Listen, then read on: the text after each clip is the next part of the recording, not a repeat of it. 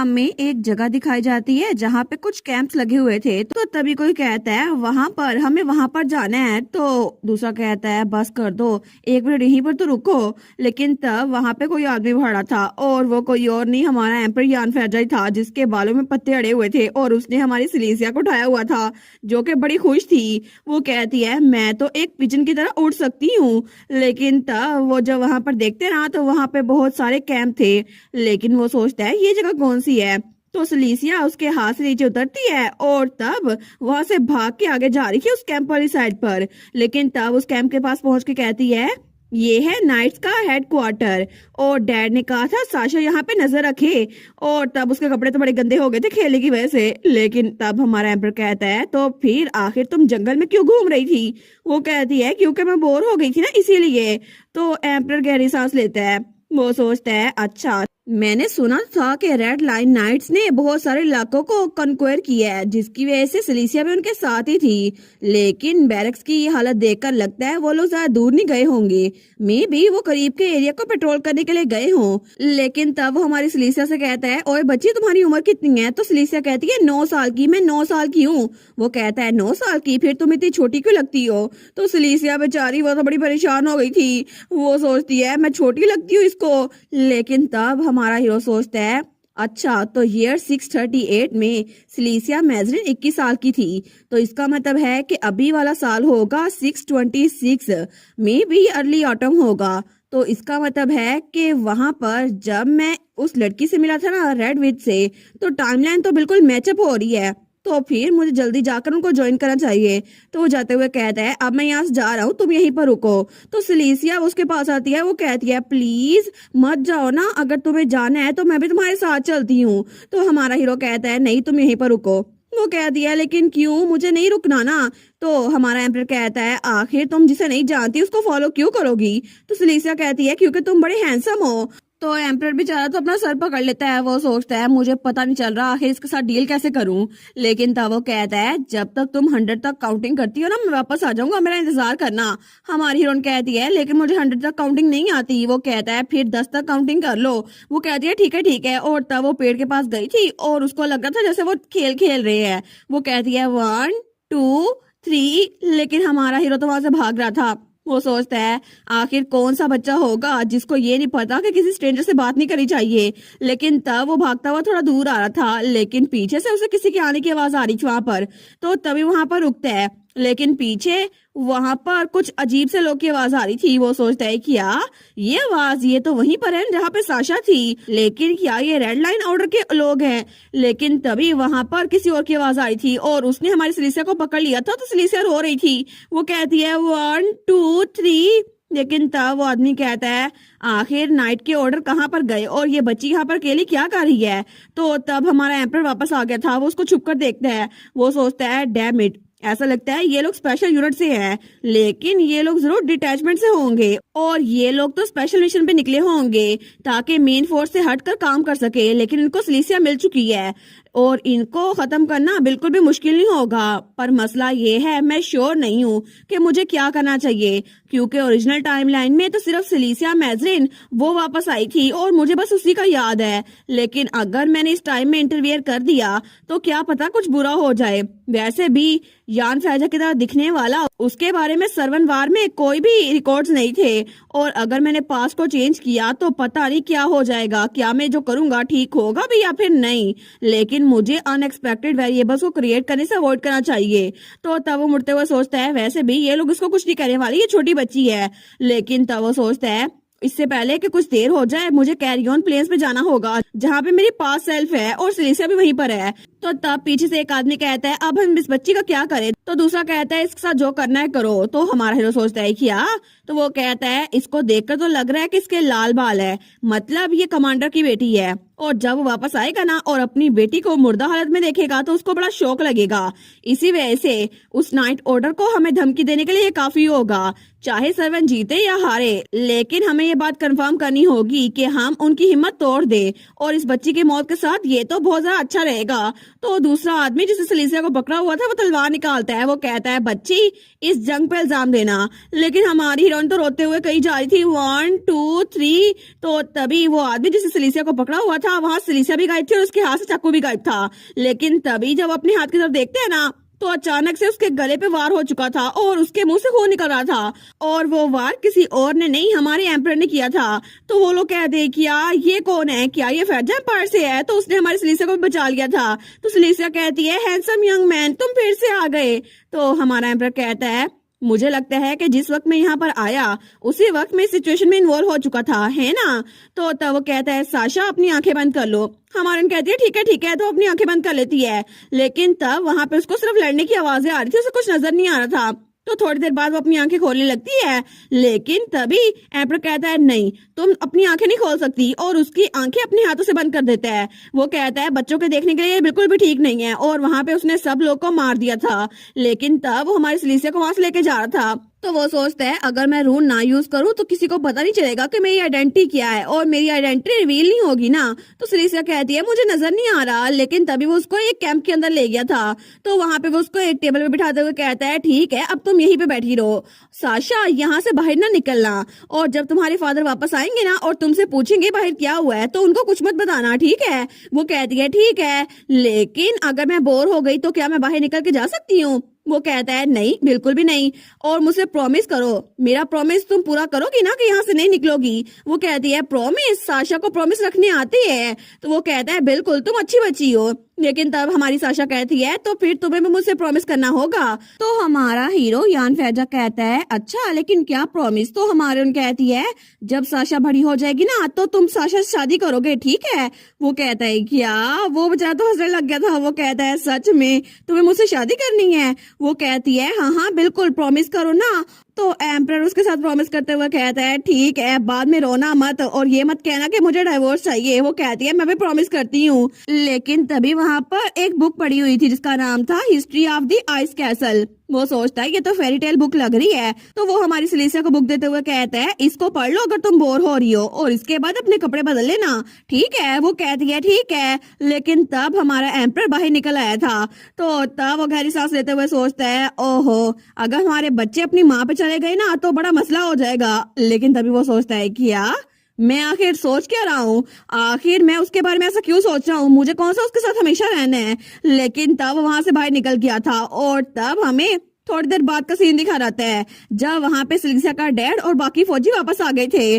वो कहता है माय गुडनेस आखिर ये क्या हुआ यहाँ पर, और उसके साथ बाकी सब लोग भी थे। वो कहता है ये लोग यहाँ मरे हुए क्यों हैं, यहाँ पर हुआ क्या था? तो हमारन कहती है फादर। वो कहता है साशा क्या तुम्हें पता है क्या हुआ था, तुमने देखा था? तो उसके कान में कहती है ये सीक्रेट है, एक हैंडसम यंग आदमी यहाँ पर आया था, उसने इन सबसे लड़ाई की, और वो यंग मैन वो तो बहुत ही ज्यादा हैंडसम था और उसके बालों से भी हार्ट बन गया था। लेकिन तभी क्लैरेंस और उसका डैड आइजक दोनों सोचते हैं क्या हैंडसम यंग मैन? तो क्लैरेंस कहती है लगता है कि दुश्मन ने उनके साथ कुछ भी गलत नहीं किया है ना? तो उसका डैड कहता है बिल्कुल वो जिंदा बच गई है, ये तो अच्छी बात है, लेकिन हमारी सिलीसिया तो बड़ी खुश थी। तो तभी वहां से एक और नाइट आती है। वो कहती है साशा। तो हमारी कहती है हाँ क्या हुआ? तो वो नाइट कहती है क्या तुमने ये वाली बुक पढ़ी थी? हमारी कहती है बिल्कुल मैंने पढ़ी थी। लेकिन तब वो नाइट तो अपना सर पकड़ लेती है। वो कहती है मुझे ये बुक छोड़कर नहीं जानी चाहिए थी जहाँ पे बच्ची के हाथ पहुंच जाते। लेकिन दूसरा नाइट कहता है क्यों, इस बुक में है क्या, क्या इसमें अडल्ट कंटेंट है? वो कहती है नहीं नहीं बात ये है कि इसमें डार्क ऑब्सेसिव स्टोरी है। तो वो कहता है क्या, लेकिन हमारी सिलीसिया उनकी बात सुन ही नहीं रही थी। वो सोचती है उस यंग मैन ने कहा था कि मैं इस बुक को पढूं और अपने कपड़े बदलूं और यहीं पर रहूं, मैंने उसकी बात मानी है। तो अब जब मैं बड़ी होंगी ना तो उसको मुझसे शादी करनी पड़ेगी, है ना? और अगर ऐसा हुआ तो फिर बड़ा अच्छा हो जाएगा। और हमारा एम्परर बेचारा वो तो दूसरी तरफ जा था, उसको तो कोई आइडिया भी नहीं था कि हमारी सिलीसिया वो सच में ये सोच रही है। लेकिन अब तो मुझे कंफर्म हो चुका है कि हमारा एम्परर वो तो पक्का मेन लीड है। बेचारा यूजीन तुम्हें अकेला रहना पड़ेगा, लेकिन हमारी हीरोइन तो हमारे एम्परर के साथ ही होगी, कितना मजा आएगा। हमें हमारी सिलीसिया और प्रिंस यान फैजा दिखाए जाते हैं। तो सिलीसिया वो पीछे थी और प्रिंस यान फैजा आगे था। वो कहती है एक मिनट रुके सही और हाइनेस प्लीज रिकंसीडर करें ना। और वो तो मुसलसल आगे बढ़ ही जा रहा था, लेकिन हमारी हीरोइन कहती है अपनी लाइफ को सेक्रीफाइस करना ऐसे ये तो बिल्कुल भी ठीक नहीं है, और अभी तक आप तो अडल्ट भी नहीं बने, तो आखिर आप इस बारे में क्या सोचते हैं? तो प्रिंस यान फैजा कहता है मुझे एक बात पूछने दो रेड विच, मुझे ये बताओ कि सर्वन ने जब से हम पे हमला किया है यहाँ पर फैजा एम्पायर के कितने सिटीजन मारे गए हैं, हर साल कितने हजारों सिटीजन मारे जाते हैं, लेकिन अभी तक जितनी हमारी फौज है ना, जीतने का कोई चांस नहीं है। इसी वजह से हम सिर्फ टाइम खरीद रहे हैं। लेकिन अगर इस सारी सिचुएशन में किसी एक आदमी की जान चली जाए जो कि मैं हूँगा, तो फिर क्या ही फर्क पड़ता है? क्या ये कोई कम कीमत नहीं है? तो सलीसिया कह दिया है, लेकिन फिर भी एक इंसानी लाइफ वो कोई ऐसी चीज नहीं है जिसको हम जज कर सकें। वैसे भी हर किसी की लाइफ वो इम्पोर्टेंट होती है, तो जरूरी नहीं है आपको अपने आप को सेक्रीफाइस करना पड़ेगा। लेकिन यान फैजा वहीं पर रुकता है और कहता है, आज भी पता नहीं कितने सारे लोग मरे होंगे, लेकिन हमारे पास बिल्कुल टाइम नहीं है कि हम कोई और तरीका ढूंढ सके, इसलिए मुझे ये करना ही पड़ेगा। तो हमारी उसको देखती है, वो सोचती है आखिर ये किस तरह का इंसान है। ना ही प्रिंस यान फैजा की मुझे समझ आती है और ना ही फ्यूचर वाले एम्पर की समझ आती है। आखिर ये अपने कंधों पर कितना बोझ लादे हुए है, जिसकी वजह से अपने आप को सेक्रीफाइस करने की बात करता है, वो भी इतने सीरियस एक्सप्रेशन के साथ। लेकिन तब प्रिंस यान फैजा कहता है, मूनलाइट आज थोड़ी कम है तो हम लोग यहीं पे कैंप करेंगे। और थोड़ी देर बाद उसने वहां पर आग जला ली थी। लेकिन हमारी सिलीसिया वो तो आराम से वहां पे लेट चुकी थी और सो भी रही थी। वो नींद में बातें करते हुए कहती है, योर हाइनेस मैं आपको प्रोटेक्ट करूंगी। लेकिन तभी प्रिंस यान फैजा अपनी तलवार उसकी गर्दन पे लगाने लगता है। तो तब हमारी हीरोइन, उसको तो कोई होश ही नहीं थी और प्रिंस यान फैजा उसको अभी भी हमारी हीरोइन पे शक था। लेकिन वो सोचता है बैटलफील्ड के दरमियान में एक नाइट इतने आराम से सो ही नहीं सकता जबकि उसके सामने क्राउन प्रिंस हो।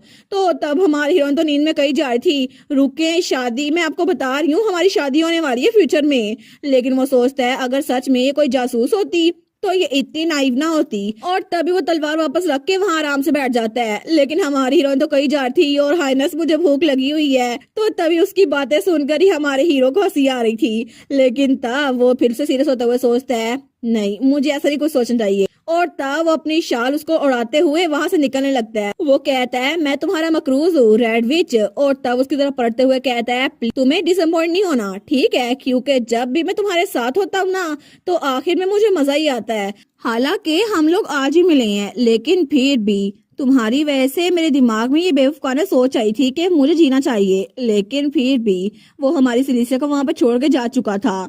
और तब हमें डायरेक्ट अगली सुबह का सीन दिखा जाता है, जब वहां पर फ्यूचर वाला एम्पर यान फैजा खड़ा था। वो कहता है, ओ तो क्या तुम्हें अच्छी नींद आई? तो हमारी हीरोइन की आंख खुलती है। वो कहती है, क्या हिज हाइनेस वो बड़े हो गए, प्रिंस यान फैजा बड़े हो गए? तो एम्पर यान फैजा कहता है, प्रिंस यान फैजा बड़े नहीं हुए, मैं वही हूँ। वो कहती है, योर मैजेस्टी, अच्छा अब तो आपके बालों का रंग भी ब्राउन है ना? लेकिन वो कहती है, माय गुडनेस, क्या आप भी पास्ट में आ गए हैं? तो एम्पर कहता है, लगता तो ऐसा ही है। तो हमारी हीरोइन तो खुश हो गई थी। वो कहती है, कितनी अच्छी बात है, तो हम लोग वापस कैसे जाएंगे? तो एम्पर कहता है, मुझे खुद नहीं पता, मुझे लगा था तुम्हें पता होगा। वो कहती है, क्या दोनों को पता नहीं था वापस कैसे जाना है? लेकिन तब एम्पर कहता है, तो तुम्हारा कहने का मतलब है कि जिस वजह से हम लोग पास्ट में आए हैं, क्योंकि हम लोग मैर की फ्यूरी में आ गए हैं। तो तब वो लोग आगे बढ़ रहे थे और इस बार भी एम्पर आगे था और हमारी सिलीसिया पीछे थी। तो एम्पर कहता है, अभी के लिए मैंने थोड़ी सी हाइपोथेसिस की है। अब जबकि तुम क्राउन प्रिंस के साथ थी तो तुमने डिस्कवर कर लिया होगा, है ना? तो हमारे उन कहती है, सेथा ने मेंशन किया था कि जब मैर बिगड़ जाता है ना, तो बहुत ज्यादा टेरिबल होता है, लेकिन मुझे लगा नहीं था ये टाइम ट्रेवल होगा। तो तब वो आगे बढ़ रही थी, लेकिन उसको बहुत ज्यादा सांस चढ़ रही थी उस हेलमेट की वजह से और उस आर्मर की वजह से। लेकिन तब एम्पर कहता है, तुम इस हेलमेट को उतार क्यों नहीं देती? क्या तुम इसको पूरा वक्त पहन के रखने वाली हो? और ये आर्मर तुम्हें कहाँ से मिला? तो हमारी उन कहती है, अरे हाँ मैं तो इसको उतार सकती हूँ ना। लेकिन वो कहती है, और ये आर्मर? तभी जैसे वो उस हेलमेट को उतारती है ना, तो वो आर्मर भी अपने आप ही गायब हो गया था। और तब वो आर्मर सारा का सारा हमारी हीरोइन के हाथ में आकर ब्रेसलेट बन गया था। और तभी वहां पर कोई कह रहा था, rebuilding in simplified form for the user. हमारी उन कहती है, योर मैजेस्टी आपने देखा ये ब्रेसलेट बन गया, ये हेलमेट कितना फैसिनेटिंग है ना? और इसमें से अजीब सी आवाज भी आ रही थी और इसका आर्मर भी कितना ऑसम है ना, लेकिन ये कितना परफेक्ट है। तो एम्पर कहता है, मैं श्योर हूँ, मैंने इसके बारे में एंशियंट डॉक्यूमेंट्स में पढ़ा था। एक बहुत ज्यादा पावरफुल आइटम जो कि एंशियंट है, जिसको स्पिरिचुअल आर्टिफैक्ट भी कहते हैं, ये अपने आप ही अपने ओनर के हिसाब से अपने नेचर चेंज कर सकता है। लेकिन मैंने सुना था कि ये सिर्फ ओरा पे वर्क करता है, तो अभी ये काम कैसे कर रहा है? हमारे कहते हैं, योर हाइनेस, क्या कुछ है जो आप नहीं जानते? वो कहता है, वेल मैंने इसके बारे में कुछ जरा पता नहीं किया, लेकिन जब तक हम अपनी ओरिजिनल टाइमलाइन में वापस नहीं जा सकते ना, मैं इसको पता नहीं कर सकता। वो कहती है, ठीक है, लेकिन क्या आप इसको किसी और तरीके से इन्वेस्टिगेट नहीं कर सकते? वो कहता है, मैं नहीं जानता, मुझे इस बारे में कुछ नहीं पता। लेकिन तभी हमारी दूसरी तरफ देखती है, तो वो कहता है, अगर तुम और मैं मैर की फ्यूरी की वजह से वापस आ गए हैं तो इसका मतलब है फ्यूचर वाले सब लोग को पता चल गया होगा कि हम लोग कहीं और जा चुके हैं, लेकिन उनको एग्जैक्ट नहीं पता कि हम लोग किस टाइमलाइन में गए हैं और इसी वजह से हम एग्जैक्टली वापस नहीं जा सकते। लेकिन वर्स्ट केस सिनेरियो में टाइमलाइन जहाँ पे हम रहते थे ना वो बिल्कुल डिसअपियर हो जाएगी। और एक चीज बिल्कुल यकीनी है कि एंशियंट रिकॉर्ड में कहीं भी टाइम ट्रेवल के बारे में कुछ नहीं लिखा था, इसी वजह से इधर उधर कूदना बंद कर दो और मेरे साथ रहो। लेकिन तब वो देखता तो सिलीसिया वहां से गायब थी। वो कहता है कि सिलीसिया। और थोड़ी देर बाद ही हमारी हीरोइन वहां पर एक बोर लेकर आई थी जो कि वाइल्ड बोर था, उसको उसने अपने भाले से हंट किया था। वो कहती है ब्रेकफास्ट रेडी है। तो हमारा एम्पर सोचता है डेजा वो, ये तो डेजा वो लग रहा है। तो एम्पर कहता है अचानक से तुम वाइल्ड बोर कैसे ले आई? वो कहती है वेल मुझे किसी की रोने की आवाज आई थी तो मैं उस तरफ गई, वहां पर दो बच्चे थे और वहां पे सच में दो बच्चे ही थे, एक के काले बाल थे एक के ब्राउन बाल थे। वो कहती है ये बच्चे डरे हुए थे क्योंकि ये वाइल्ड बोर इन पे हमला करने वाला था, लेकिन थोड़ी देर बाद वो उसका गोश्त भून रही थी। तो तब उन बच्चों के सामने बैठी थी। वो कहती है तुम लोग के पेरेंट्स कहाँ पर है? वो बच्चे कहते हैं हमारे पेरेंट्स नहीं है। तो हमारे कहती है तुम लोग के घर के बारे में क्या? वो कहते हैं हमारा घर भी नहीं है। तो हमारे कहती है अच्छा वार और फंस अच्छा। लेकिन तभी एम्पर उसको बुलाता है। वो कहता है साशा। तो हमारे वहां पर जाती है। वो उसके कान में कहता है सिचुएशन बहुत ज्यादा बुरी है, हम बच्चों को अपने साथ नहीं रख सकते और इस सिचुएशन को हमें पहले रिजोल्व करना होगा। वो कहती है मैं जानती हूँ, लेकिन इतनी डेंजर सिचुएशन में बच्चों को ऐसे छोड़ा भी नहीं जा सकता ना। खाना खाने के बाद हम इनको किसी सेफ जगह पे रख देंगे, ठीक है? तो तब उन बच्चों के पास जाती है तो पीछे से एम्पर गहरी सांस लेता है। वो कहती है बच्चों तुम लोग को भूख लगी होगी ना। तो एम्पर सोचता है ये हमेशा से इतनी केयरलेस थी, लेकिन तब उन बच्चों को देखती है तो तभी वो बच्चा कहता है अरे आप। तो एम्पर भी उनको देखता है, लेकिन वो सोचता है शायद उसको पहले से पता होगा मेरी लाइफ के बारे में, मैं जल्दी मरने वाला हूँ। लेकिन तभी वो बच्चा कहता है ये लेडी कौन है? तो हमारे कहती है लेडी? मैं लेडी लगती हूँ तुम्हें? वो कहता है नहीं नहीं आप तो ओल्ड लेडी नहीं है, आप तो सिस है। तो दूसरा कहता है नहीं नहीं ये सिस भी नहीं लगती, ये तो मैरिड है ना। वो देखे उनका हस्बैंड खड़ा। लेकिन तब हमारे कहती है तुम लोग मुझे रेड विच बोल सकते हो। वो लोग कहते हैं रेड विच? तो दूसरा कहता है ये कितना ड्रामा नाम है ब्रो। हमारन कहती है ब्रो। लेकिन तभी वो कहती है एक मिनट मुझे ये मत बताना तुम दोनों भाई हो और तुम दोनों का नाम है। तो वो दोनों अपना नाम बताते हैं। पहला कहता है मेरा नाम है जोन्स, दूसरा कहता है मेरा नाम है जोन्स। हमारे उनको तो ये बात सुनकर बिल्कुल झटका लगता है। वो कहती है क्या क्या तुम लोग जोन्स और जोन्स हो? और ये वही चोर थे जो सीजन 1 में भी हमारी हीरोइन से टकराए थे। और तब जब वो एम्पर के साथ निकली थी ना तो उन्होंने कहा था रेड विच, आपकी मॉम कहीं रेड विच तो नहीं? और ये दोनों वही बच्चे थे। तो वो बच्चे कहते हैं क्या आखिर रेड विच को क्या हुआ? ये तो बड़ी अजीब बातें कर रही है। हमारी सिलीसिया को शौक होता हुआ देखकर जब एम्पर कहता है ना क्या हुआ, क्या तुम इन लोग को जानती हो? तो हमारी हीरोइन कहती है वेल बात ये है। और तब वो एम्पर को A to Z एक्सप्लेन कर देती है। वो कहती है फ्यूचर में आप मेरे साथ थे ना जब इन्होंने कहा था रेड विच, तो ये असल में वही चोर हैं। तो वो कहता है अच्छा तो ये बात है। उसको भी बात समझ आ गई थी, लेकिन वो कहता है इसका मतलब है कि इन्होंने 10 साल बाद रेड विच को मेंशन किया था। इसका मतलब है कि आज की मीटिंग हो ना इसके तो हाई चांसेस थे जो कि आज हो के रहनी थी, ये बहुत ही जरा इम्पोर्टेंट थी। तो हमारी उन कहती है अच्छा, लेकिन वो बच्चे सोचते हैं इनको क्या हुआ? तो तब वो कहता है वेल श्योर देखते हैं कि हमारी किस्मत हमें कहाँ लेके जाती है। और तब वो बच्चे वो पीछे बैठे हुए थे, लेकिन थोड़ी देर बाद उन्होंने वो बोर वो खा लिया था और उसकी सिर्फ हड्डियां ही बच गई थी। और तब थोड़ी देर बाद वो बच्चे वो आराम सोए हुए थे और वहां पे हमारी सिलीसिया उसका हेलमेट वो अनडन हो जाता है। वो कहती है फाइनली मेरा हेलमेट और मेरा आर्मर वो अनडन तो हुआ, ये ब्रेसलेट बन गया है, लेकिन पहले तो मेरा सांस घुट रहा था। तो एम्पर कहता है अगर ये इतना ही अनकंफर्टेबल था तो तुमने अपने हेलमेट को पहले उतार क्यों नहीं दिया? तुम इस पूरे वक्त में उसको पहने हुए क्यों थी? तो हमारी सिलीसिया कहती है वेल इसको उतारना और पहनना तो बहुत ज्यादा इजी है। जब मेरा लड़ने का मूड होता है ना तो ये अपने आप ही मेरे सामने मुझे कवर कर लेता है, और जब मैं सोचती हूँ ना मुझे इसे उतारना है तो ये वापस से फिर से ब्रेसलेट बन जाता है। और जब मैं उन बच्चों को बचाने के लिए उस बोर के सामने गई थी ना तो ये हेलमेट और आर्मर खुद ही आ गया था। इसी वजह से उन बच्चों ने मेरा चेहरा नहीं देखा।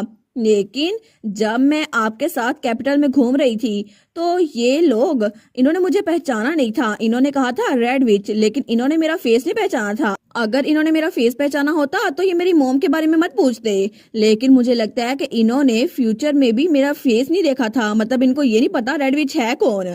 तो एम्पर कहता है लेकिन कुछ लोग अगर फेस देख भी ले फिर भी भूल जाते हैं, और वो तो हमारी साशा की एग्जाम्पल दे रहा था। जब वो छोटी थी ना, अभी वो उससे मिल के आया था, उसने कहा था मैं बड़ी होके आपसे शादी करूंगी, लेकिन प्रेजेंट में हमारी हीरोइन को याद ही नहीं था, हालांकि वो इसी हुलिये में उससे मिला था। वो कहती है तो एम्पर कहता है नेवर माइंड। लेकिन तब वो अपनी शीशी निकालते हुए कहता है वेल ये बात सेंस तो बनाती है, तो फिर इसको ट्राई करके देखो, और अगर तुम इसको खाओगे ना तुम्हारी बालों और आंखों का रंग चेंज हो जाएगा, फिर कोई भी बता नहीं सकता कि तुम वही इंसान हो या कोई और हो। तो हमारन कहती है अच्छा ये तो वही डिस्गाइज टैबलेट है ना जो आप खाते रहते हैं। वेल आप मुझे बता सकते हैं कि मेरा बाल और आंखों का रंग किस तरह का होगा। तो एम्पर कहता है वेल मुझे लगता है ये कुछ लेस नोटिसेबल होगा। तो हमारी उस गोली को खा लेती है। वो कहती है वेल मुझे लगता है ये थोड़ा थोड़ा चेंज हो रहा है। तो एम्पर भी उनमें से एक गोली खाता है। वो सोचता है मेरा मैजिक भी अंडर होने वाला है। लेकिन तब हमारी सिरिसा कहती है योर मजेस्टी देखे ना मुझे मेरे बालों का रंग किस तरह का बदला। लेकिन जैसे ही एम्पर उसको देखता है ना, वो तो पूरा का पूरा शौक हो गया था। उस बेचारे को तो अल्फाज ही खत्म हो गए थे। वो कहती है क्या हुआ है, ऐसा एक्सप्रेशन क्यों बनाया हुआ है, क्या ये बहुत ही ज्यादा डिजास्टर है, क्या बहुत अजीब लग रहा है। लेकिन तभी एम्पर मिरर निकालता है और उसके सामने करता है। तो हमारी हीरोइन जब अपने आप को देखती है ना, वो कहती है क्या उसकी आंखों का रंग वो रेड हो गया था, और वो कहती है मेरे बाल ये तो ब्लैक हो गए हैं। लेकिन तभी वो कहती है इसका मतलब है मैं नॉर्दर्न ड्यूक बन गई हूँ, है ना, क्योंकि नॉर्दर्न ड्यूक के बालों का रंग काला होता है और आंखों का रंग रेड होता है, मतलब मैं तो सच में नॉर्दर्न ड्यूक बन गई हूँ। वो बेचारी तो बड़ी खुश हो गई थी। वो कहती है योर मजेस्टी देखे ना मैं कैसे दिख रही हूँ, मैं तो बहुत ज्यादा चार्मिंग लग रही हूँ ना। लेकिन एम्पर कहता है नहीं बिल्कुल भी नहीं। वो सोचता है ये तो यूजीन की बहन लग रही है, सेम टू सेम उसकी कॉपी। लेकिन तब वो कहता है एनीवेज अगर तुमने अपना कोई रूल यूज किया ना तो डिस्गाइज ब्रेक हो जाएगा, तो तुम्हें केयरफुल रहना पड़ेगा। तो हमारी हीरोइन अपने हाथ को देखती है। वो कहते हैं अच्छा ये बात है, एज एक्सपेक्टेड अगर मैं थोड़ा थोड़ा रूम यूज करती रहूं तो फिर भी ये अंडर हो जाएगा, है ना, ताकि मैं अपनी वाइटैलिटी को बूस्ट करती रहूं। तो एम्पर सोचता है क्या, वो कहता है इसका मतलब है कि तुम्हें, वो कहती है योर मजेस्टी क्या आप मुझे एक बात बताएंगे, अभी जो बैटल हो रही है इसके दौरान क्या आपने रून ऑफ अर्थ यूज किया था और उसको सारी हकीकत पता थी। लेकिन वो कहती है उसके बदले में फैजा एम्पायर जंग जीत गया, लेकिन आखिर में आप पूरी जिंदगी लिमिटेड लाइफ के साथ रून पे जीते रहे, है ना। तो एम्पर कहता है बिल्कुल अब तुम्हें पता चल ही गया है, तो मेरे पास कुछ हफ्ते या फिर कुछ दिन ही बचे हैं, मैं अपने लिमिट पे पहुंच चुका हूँ। तो हमारी उन कहती है लेकिन क्या सच में इसी वजह से आपने मेरे फादर को कमांडर इन चीफ बनाया और यूजीन को एक्टिंग एम्पर बनाया, लेकिन इसी वजह से आपने मुझे एम्प्रेस बनाया था, क्योंकि योर मजेस्टी आपकी लाइफ स्पेन वो तो खत्म हो रही है ना, तो इसका मतलब है कि आप एम्पीरियल फैमिली को मेंटेन रखने के लिए लोगों को लेके आ रहे हैं। तो एम्पर कहता है मुझे उन लोगों के लिए बुरा लग रहा है जो सब में इन्वॉल्व हैं, लेकिन मुझे नहीं लगता कि ये माफी के काबिल है, और वहां पे जो हड्डियां पड़ी थी वहां पे चोटियां आ गई थी। लेकिन तब हमारा एम्पर कहता है वैसे भी मैंने वार के दौरान बहुत सारे लोग की जान ली है, तो इसी वजह से अगर मैंने कुछ बुरे काम कर ही दिए हैं तो फिर क्या, है ना। लेकिन हमारी सिलेसिया उसको उसकी बात पसंद नहीं आती, तो एम्पर के कंधे पे रखती है और कहती है योर मजेस्टी। तो तब तो वो बड़ी गुस्से में आ गई थी। वो कहती है क्या मैं एक बार, सिर्फ एक बार आपको मुक्का मार सकती हूँ। तो एम्पर कहता है नहीं नहीं मैं मना करता हूँ। वो बेचारा तो डर गया था, लेकिन तभी हमारी हीरो उसकी बात ही मानती है और उसके रख के पेट पे मुक्का मारती है। और तब दूसरी तरफ प्रेजेंट में हमें होली टेम्पल का सीन दिखा जाता है, जहां पर मिरही और उसके आगे राइन था। तो मिरही कहता है सर राइन प्लीज रुक जाए ना, आप कहाँ जा रहे हैं। और वहां पे सारे के सारे प्रीस्ट उसको देख रहे थे। वो कहता है सर राइन आपको वहां नहीं जाना चाहिए, आखिर आप स्टेट रिलीजन के टेम्पल में फोर्स एंट्री कैसे कर सकते हैं, इस सिचुएशन की वजह से फॉर्मल प्रोटेस्ट भी हो सकता है। तो राइन कहता है सर मिरही आपको ये सब अजीब नहीं लगता। तो मिरही कहता है जी मैं समझ नहीं पा रहा क्या चीज अजीब।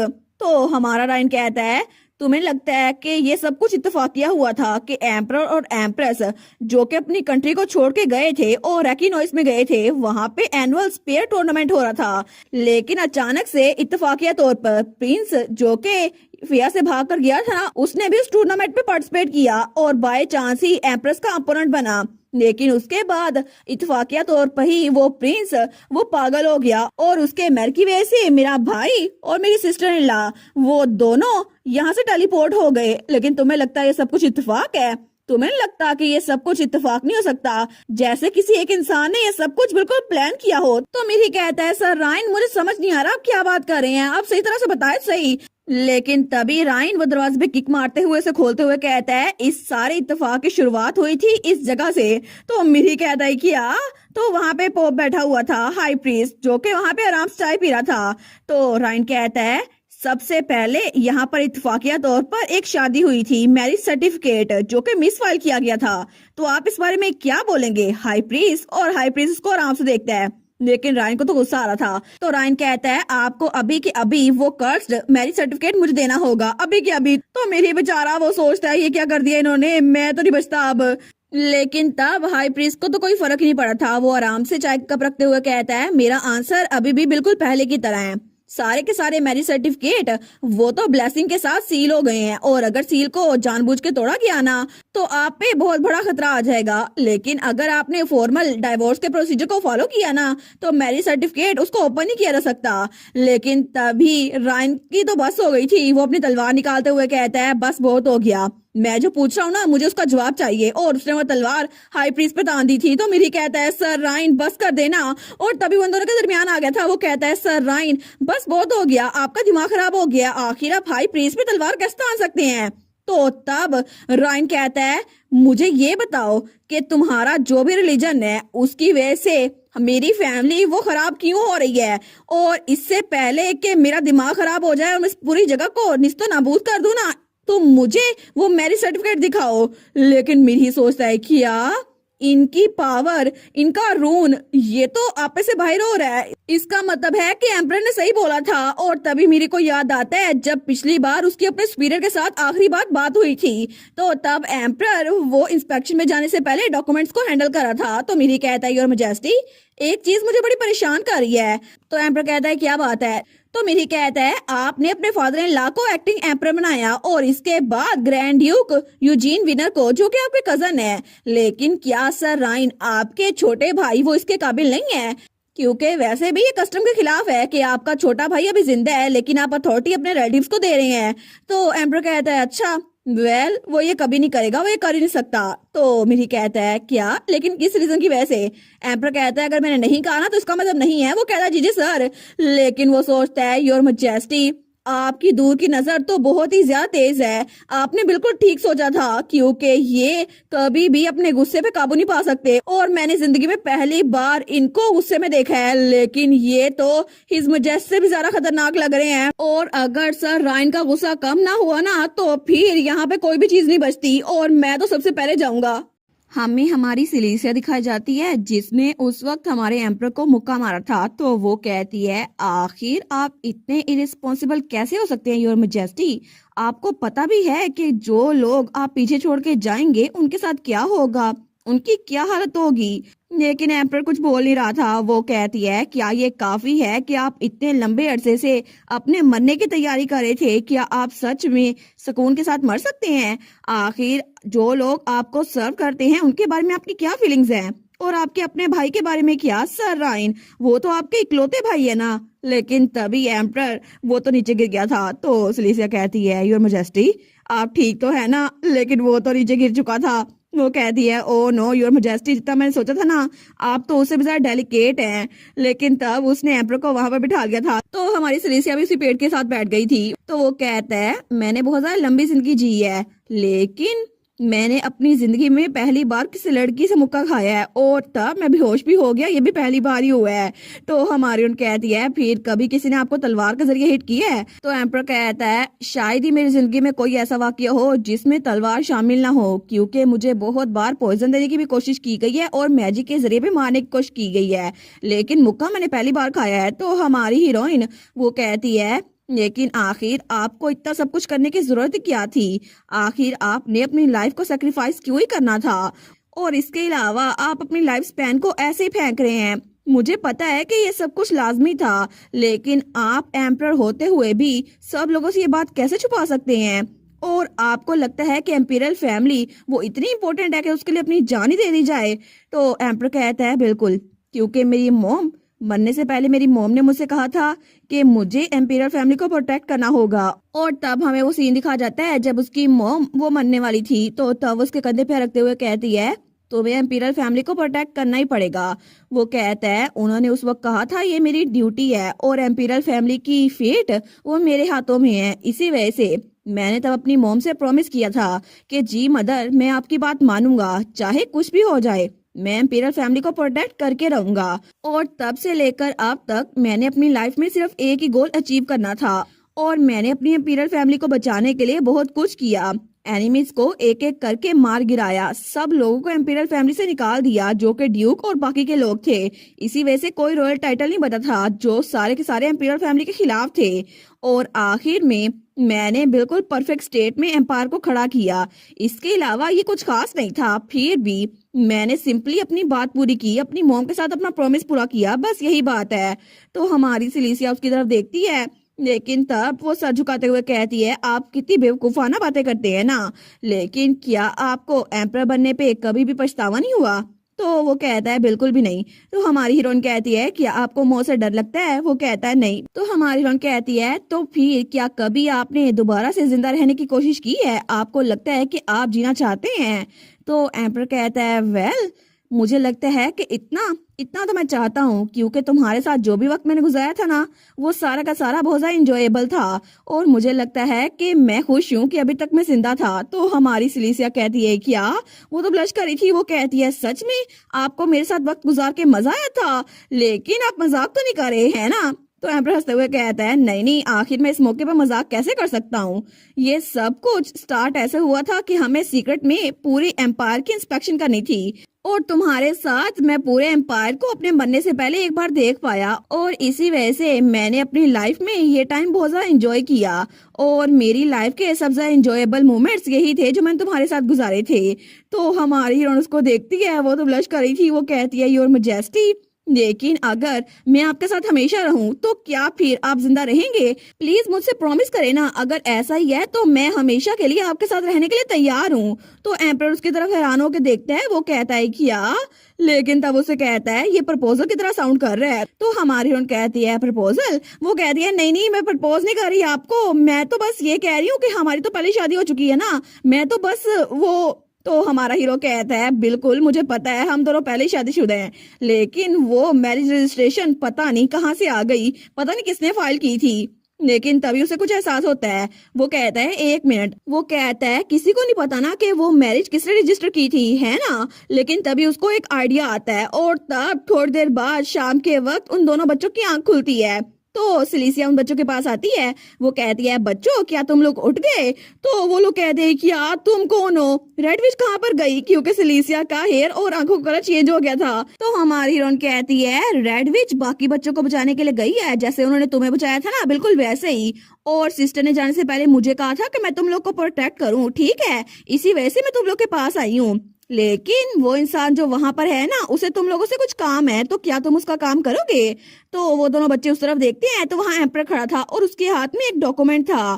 तो तभी वो बच्चे उठ के उसके पास जाते हैं। तो एम्परर कहता है क्या तुम दोनों रेड विच को रीपे करना चाहते हो? तो वो दोनों बच्चे कहते हैं क्या सच में हम उसको रीपे कर सकते हैं? तो एम्परर कहता है बिल्कुल तुम कर सकते हो। अभी के लिए मैं तुम दोनों को बहुत ज्यादा इंपॉर्टेंट मिशन देने वाला हूँ, ठीक है? और उन दोनों को वो डॉक्यूमेंट पकड़ाता है। तो एम्परर कहता है अब से तकरीबन 7 साल बाद तुम लोग को ये सील लगा हुआ डॉक्यूमेंट कुछ भी करके किसी भी तरह चर्च के टेंपल पे पहुंचाना होगा, ठीक है? और तुम्हें सीधा ये प्रीस्ट के हाथ में देना पड़ेगा, किसी और के हाथ में नहीं देना। और तभी दूसरी तरफ जहाँ पे वो दरवाजा सील किया हुआ था ना उस दरवाजे को खोल देता है और वो था राइन, जो बाकी प्रीस्ट के मना करने के बावजूद भी अंदर बढ़ रहा था और उस मैरिज डॉक्यूमेंट को देखने के लिए आगे बढ़ रहा था। लेकिन तभी रायन को वो डॉक्यूमेंट मिल भी जाता है और तब वो उस डॉक्यूमेंट को उठाते हुए कहता है मुझे नहीं लगता कि ये मैरिज किसी ने खुद ही फाइल की थी, मुझे लगता है ब्लेसिंग या जो कुछ मर्जी करो, ऐसा लगता है कि ये डॉक्यूमेंट किसी ने जानबूझ के नकली बनाया है। लेकिन जैसे उस डॉक्यूमेंट को खोलता है ना उसकी तो आंखें खुली की खुली रह गई थी। वो कहता है क्या ये हैंड राइटिंग तो मेरे भाई की है, लेकिन कैसे? और तब पास्ट में हमारा एम्परर उस बच्चे को डॉक्यूमेंट देते हुए कहता है अभी के लिए तुम लोग को जो कुछ करना पड़े ना जिंदा रहने के लिए करो, चाहे चोरी करनी पड़े चाहे जो कुछ मर्जी, लेकिन तुम लोग का मिशन ये है कि तुम लोग को जिंदा रहना है और ये डॉक्यूमेंट तकरीबन 7 साल बाद चर्च में जाके खुद डिलीवर करना है। तो वो बच्चे कहते हैं ठीक है, और उनको बाय करके वहां से जा रहे थे। तो सिलीसिया कहती है क्या ये ठीक रहेगा? तो एम्पर कहता है बिल्कुल ये ठीक रहेगा। तो सिलीसिया कहती है हमें इन जंग के हालात में पेपर और पेंसिल मिल गई, लेकिन बच्चों के लिए इस डॉक्यूमेंट को संभाल के रखना, वो भी 7 सालों तक, क्या सच में उनको हमारा प्रॉमिस याद रहेगा? तो एम्पर कहता है मुझे खुद नहीं पता, लेकिन 7 सालों बाद जब तुम असल में अडल्ट बन जाओगी ना, तब हमारी मैरिज रजिस्टर होगी और हमारे पास कोई चॉइस नहीं है कि इन बच्चों पे ट्रस्ट कर सकें। तो तब वो दोनों बच्चों को जाता हुआ देख रहे थे। तो तब एम्पर यान फैर्जा कहता है वैसे भी अब प्रेजेंट वाले टाइम में एम्पर और एम्प्रेस दोनों मिसिंग हो चुके हैं ना, तो एम्पीरियल फैमिली में से कोई जरूर जाएगा और रिकॉर्ड्स को देखेगा, स्पेशली वो मेरा भाई, वो तो जरूर सस्पिशियस मैरिज रजिस्टर को देखेगा। लेकिन प्रेजेंट में रायन सच में उस डॉक्यूमेंट को देख रहा था।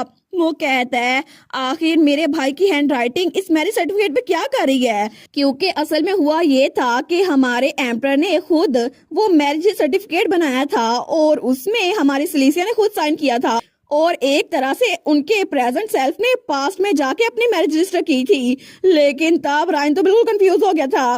वो कहता है इसमें मेरे भाई एम्पर यान फैर्जा और लेडी सिलीसिया मैजरिन दोनों के साइन है, ये क्या नॉनसेंस है? तो तब पास्ट में एम्पर हमारी सिलीसिया से कह रहा था, तो इसका मतलब है कि स्टार्ट से लेकर अब तक हम दोनों ने खुद ही अपनी शादी रजिस्टर की थी। लेकिन तभी रायन जब पीछे देखते हैं ना, तो डॉक्यूमेंट के पीछे भी कुछ लिखा हुआ था। वो कहता है कि यार डॉक्यूमेंट के पीछे भी कुछ है, लेकिन जैसे वो डॉक्यूमेंट को पलटता है ना, तो उसके पीछे जो लिखा हुआ था ना, उसको देख के तो रायन बेचारा डर जाता है। उसको तो समझ नहीं आती मैं हंसूं या रहूं, क्योंकि वहां पर एम्पर ने लिखा था आज नवंबर 3, 626 तकरीबन 7 बजे मैं और मेरी wife eastern forest of Carrion में है। हमें इस डैम हनीमून को खत्म करने का कोई ना कोई रास्ता ढूंढना पड़ेगा। लेकिन उसके अलावा रायन के लिए एक और बात भी लिखी थी, रायन तुमने जरूर क्रिएशन चर्च में बहुत ज्यादा हंगामा किया होगा है ना, अभी जाके सारा कुछ मेस ठीक करो और जाके प्रीस्ट से माफी मांगो। जब मैं वापस आऊंगा ना, तुमसे मैं खुद ही डील करूंगा। लेकिन तब रायन बेचारा सोचता है सच में भाई ने ये लिखा है। और तब पास्ट में हमारा एम्पर सिलीसिया से कह रहा था हमने यहाँ पर डेट और टाइम मेंशन कर दिया है, तो इसका मतलब है कि उन लोगों को पता चल जाएगा कि हम पास्ट में किस टाइम में ट्रेवल होकर आए हैं। इस तरह वो हमें रेस्क्यू करने के लिए जरूर आएंगे। और ऐसा लगता है कि हमारा मैरिज सर्टिफिकेट वो सिर्फ हमारी शादी के लिए नहीं था, वो हमारा रेस्क्यू प्लान भी था, जो कि अब हमें बचाने वाला है।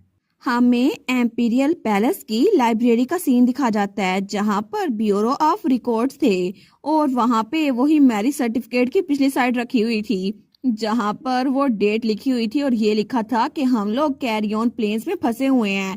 तो तब यूजीन कहता है मैरिज रिकॉर्ड, इसका मतलब है कि ये हमें ये बताने के लिए था कि हम लोग कहाँ फंसे हुए हैं, तो इसको यूज करके हम पास्ट में जा सकते हैं, है ना। तो हमारी सिलीसिया का डैड सोचता है साशा वो इस वक्त बैटल ऑफ कैरियन के अंदर फंसी हुई है। तो तब मेरी कहता है मैं तो बहुत ही जरा शौक हो गया था जब लॉर्ड रॉयन वहां पर गए, लेकिन अब इस डॉक्यूमेंट को देखने के बाद बहुत सारी चीजें मेरी समझ में आ रही हैं कि असल में उन लोग की मैरिज सर्टिफाइड की किसने थी। और ये बात तो मेरे समझ में आ ही नहीं रही थी कि लेडी सिलीसिया मैजरिन जो कि 20 साल की थी, वो कभी भी हिज मैजेस्टिक एम्पर से पहले मिली नहीं थी, लेकिन उनकी शादी हुई कैसे थी और उस पे उन दोनों के साइन कैसे थे। और इसके अलावा ये कि किसी को उनके बारे में पता क्यों नहीं था। लेकिन ऐसा लगता है कि हिज मैजेस्टी ने स्टार्ट में ही पास्ट में जाकर खुद ही सब में इंटरवियर किया था। तो रायन कहता है इस बात को छोड़ो, मुझे ये बताओ कि हमें एग्जैक्ट लोकेशन पता है और ये भी पता है कि डेट और टाइम क्या है, तो हम लोग इसको सॉल्व कर सकते हैं, है ना। और रायन ये बात प्रिंस नासिर की तरफ देख के कह रहा था, तो वो कहता है क्या वेल असल में अगर हमें पता है बिना फिर भी हम वहाँ पे जा नहीं सकते। और तभी वहाँ पर कोई लड़की आती है, वो वही लड़की थी जो कि पिछली बार एकेडमी के फंक्शन में भी आई थी। वो कहती है मुझे लगता है कि उन दोनों का वापस आना बिल्कुल इम्पॉसिबल है। तो उसकी बात सुनकर सारी शौक हो गए थे। वो कहते हैं क्या इसका मतलब है वो दोनों प्रेजेंट में वापस नहीं आ सकते। तो यूजीन कहता है लेकिन एक मिनट, कहीं आप लेडी नेतली तो नहीं है जो कि इन्हीं के एम्पायर से हैं। तो प्रिंस नासिर कहता है जी बिल्कुल, ये हमारे एम्पायर की सबसे ज्यादा हाईएस्ट स्कॉलर मेज हैं और इनको मैजिक के बारे में बहुत कुछ पता है। और मुझे तो ये फैर्जा में बाय लक ही मिल गई इसी वजह से मैंने इनसे कहा हमारे साथ कोऑपरेट करें। तो तब हमारी सिलिसिया का डैड कहता है मैं समझ सकता हूँ, आप हमारी हेल्प कर सकती हैं, लेकिन फैजा के लोगों को मैजिक के बारे में कुछ नहीं पता, तो क्या आप हमें थोड़ा एक्सप्लेन करके बताएंगी? वो कहती है जी मैं बता सकती हूँ। सबसे पहले मुझे एक्सप्लेन करने दे कि हमारे एम्पायर में टाइम ट्रैवल फॉरबिडन क्यों किया गया था। इसकी सबसे बड़ी वजह है कि टाइम ट्रैवल के लिए बहुत ज्यादा मेहर उसका अमाउंट चाहिए होता है, और इस बड़े सारे अमाउंट के लिए भी हम लंबी डिस्टेंस कवर नहीं कर सकते। ये फैक्ट कि वो लोग 10 साल पीछे चले गए हैं, ये बात तो अभी सेंस बना ही नहीं रही, और उनका मैर तो बिल्कुल आउट ऑफ कंट्रोल हो गया था ना, इसी वजह से वो लोग टाइम ट्रेवल कर गए हैं। लेकिन जहां तक मेरा अंदाजा है ना, ये जिंदगी और मौत की सिचुएशन थी, इसी वजह से वो लोग 10 साल पीछे चले गए हैं। यूजुअली कुछ घंटे पीछे जाना वो भी मैक्सिमम होता है, हालांकि ट्रेवल इतना दूर कर नहीं सकते। तो सलीसा का डैड कहता है सिर्फ कुछ घंटे? वो कहती है जी बिल्कुल, टाइम ट्रेवल के लिए मैथ की कॉम्प्लेक्स कैलकुलेशन चाहिए होती है, और ये कैलकुलेशन आपके सामने है, मैंने आपके सामने फॉर्मूला लिख दिया है, और इसमें अगर हम डिस्प्लेसमेंट 1 सेकंड की रखें ना तो इसको कैलकुलेट करना इजी होगा, लेकिन अगर हम 10 सालों का कैलकुलेट करें तो मुझे लगता है वो इम्पॉसिबल होगा, और इतना मैथ तो किसी के पास भी नहीं है, पूरे एम्पायर के हर एक इंसान का मिलाकर भी इतना मैथ किसी के पास नहीं है। और अगर इस फार्मूला में थोड़ी सी भी गड़बड़ हुई ना तो क्या पता टाइम में क्रैक आ जाए और फिर हम लोग भी जिंदा ना बचे। तो तब मिर्ही कहता है क्या उन दोनों को बचाने का कोई भी तरीका नहीं है? वो कहती है मुझे लगता है ऐसा ही है, लेकिन तभी वहां पर कोई और भी आ रहा था। वो कहता है एक्सक्यूज मी। तो लेडी नदीन कहती है क्या एम्बर? तो वहां पर एम्बर थी, नॉर्दर्न क्लब ग्रुप की प्रेसिडेंट। तो हमारा राइन भी कहता है चेयरवुमेन आप यहाँ पर क्या कर रही हैं? लेकिन तब वो कहता है हम लोग अभी क्लासिफाइड मीटिंग में हैं, तो क्या आप यहाँ से जा सकती हैं? आखिर आपको अंदर आने की इजाजत किसने दी? वो कहती है वेल मैं तो पिछले 2 घंटों से यहाँ पर बैठ के अगले नावल के बारे में क्यूरियस हो रही थी, इसी वजह से मुझे तो चीफ लाइब्रेरी ने खुद यहाँ पर आना अलाउ किया था। लेकिन मोर इम्पोर्टेंटली आप लोग टाइम ट्रेवल की बात कर रहे हैं ना, तो मुझे लगता है कि इस फार्मूले में 10 साल की कैलकुलेशन मैं कर सकती हूँ। नदीन कहती है क्या सच में आप कर सकती हैं? वो कहती है बिल्कुल, 1 साल के अंदर जितने सेकंड होते हैं ना, अगर हम उन सेकंड्स को मिनट्स के साथ मल्टीप्लाई करें और फिर इक्वेशन में पुट करें तो मैं इसको सॉल्व कर सकती हूँ। मुझे लगता है इसको हल करना मेरे बाएं हाथ का खेल होगा। तो मिठी कहता है सच में? लेकिन आपको इतना सब कुछ कैसे पता? वो कहती है वेल मुझे एम्पीरियल मैथमेटिक्स अवार्ड मिल चुका है, और मैं तो नॉर्दर्न क्लब में सिर्फ अपनी हॉबी की वजह से हूँ। असल में तो ये जितना मर्जी कॉम्प्लिकेटेड हो, ये क्वेश्चन हल करना मेरे लिए बिल्कुल ईजी है। तो रायन कहता है प्रिंस नासिर अगर फार्मूला सोल्व हो जाए तो क्या हम इसको अटेम्प्ट कर सकते हैं? वो कहता है मुझे पता है हम इसको कर सकते हैं, लेकिन मेयर का अमाउंट वो तो पीछे रहेगा ना, किसी के पास इतना मेयर नहीं है। लेकिन तभी यूजीन अपना हाथ खड़े करते हुए कहता है वेल मुझे लगता है मेयर भी एक टाइप का मैजिक है ना, और पर्सनली मेरे पास एक ऐसी डिवाइस है जिसमें मैजिक कॉन्सेंट्रेट कर सकती हैं और उसका इफेक्ट 100 गुना तक बढ़ाया जा सकता है। तो बाकी सारे बिल्कुल हैरान हो गए थे। वो कहते हैं सच में ऐसी कोई चीज एग्जिस्ट करती भी है? तो हमारा यूजीन सोचता है वो तो मैंने एम्परर को मारने के लिए तैयार किया था ना, लेकिन मुझे क्या पता था कि अभी काम आ जाएगा, और उस बेचारे को तो बड़े पसीने आ रहे थे। लेकिन नदीन कहती है गुड, फिर तो अच्छा हो गया, हम इसको कोऑर्डिनेट को ठीक करते हैं, आप लोग एनर्जी का सोर्स ढूंढे और फार्मूला आप इसको हल करें। और सब लोग काम पे लग गए थे, हर कोई अपने अपने तौर पे काम किए जा रहा था, और वहां पे एम्बर फार्मूला को हल करने में लगी हुई थी। लेकिन तब पास्ट में हमें फिर से हमारे एम्पर और एम्प्रेस दिखा जाते हैं। तो एम्पर कहता है मैंने उन दोनों को भेज तो दिया है, इसका मतलब है कि ये सक्सेसफुल होगा, हमें बस यहाँ पे वेट करना होगा, वो लोग कोई ना कोई तरीका ढूंढ लेंगे। लेकिन हमारी हीरोइन वो उसकी बात का जवाब नहीं देती और तब वहां से आगे बढ़ने लगती है। तो एम्पर कहता है क्या सिलीसिया आखिर तुम अचानक से कहां पर जा रही हो? तो सिलीसिया कहती है एनिमी टेरिटरी में। वो कहता है क्या, लेकिन क्यों, वहां पर तो जंग चल रही है ना। तो हमारी हीरोइन कहती है the great battle of Carrion वो आज ही होगी, है ना, और हिज मैजेस्टी ने अभी तक गेट ऑफ अर्थ ओपन नहीं किया होगा, तो इसका मतलब है आपको बचाया जा सकता है। योर मैजेस्टी आपका लाइफ स्पैन इशू वो अभी हल हो सकता है ना। लेकिन तभी एम्पर उसका हाथ पकड़ लेता है। वो कहता है 1 मिनट रुको तो सही, मुझे नहीं पता कि तुम क्या करने की कोशिश कर रही हो, लेकिन अगर तुमने ऐसे ही पास्ट को चेंज किया ना तो फ्यूचर भी बदल जाएगा, और मैंने ये डिसीजन 10 साल पहले लिया था, मुझे इसको चेंज नहीं करना। तो हमारी हीरोइन कहती है आपने ये डिसीजन 10 साल पहले लिया था, लेकिन आखिर आप अपने प्लान को चेंज क्यों नहीं करते? और यूजीन ने भी मुझे यही बताया था योर मजेस्टी, लेकिन अभी भी इसको चेंज करने में देर नहीं हुई, हम इसको चेंज कर सकते हैं। लेकिन एम्परर वो चिल्ला कहता है सिलिसिया मैजरिन, तुम्हें पता है ना कि मैं इसको चेंज नहीं करना चाहता। वैसे भी एम्पीरियल सिटीजन की फेट वो मुझ पे डिपेंड करती है।